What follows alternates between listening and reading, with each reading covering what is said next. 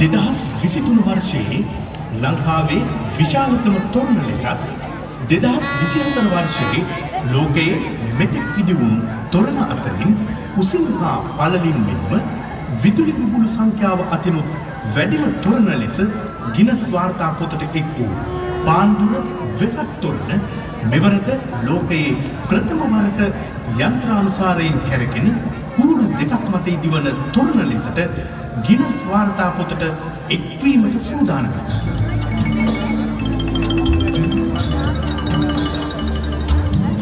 අසරණ සරණ වූ මහා කාරුණික වූ තුන් ලෝකයටම අග්‍ර වූ අප මහා සම්මා සම්බුදුරජාණන් වහන්සේගේ උත්පත්තිය සම්බුද්ධත්වය පිරිනිවන් පෑම යන තුන් කුදු මංගල්‍යයයි අපි මේ සැදැහැ සිතින් සමරන්නේ පින්වතුනි. අද රටේ හැමතැනම බුදුගුණ සුවඳ හමා යනවා.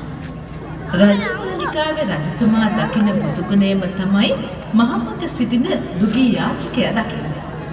විශේෂයෙන් මේවන් වෙසක් පුර 15ක පොහොය සමයක වැඩියෙන් උතුරා ගලා කියා වසරේ 365 දවසේම සිහිපත් කරන ගුණයක් තමයි පින්වතුනි බුදුගුණ කියලා කියන්නේ.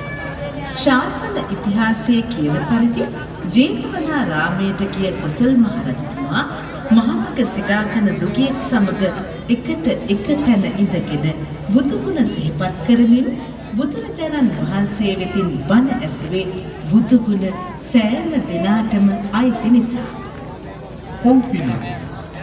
බුදුගුණ අනන්ත අප්‍රමාණ ශ්‍රී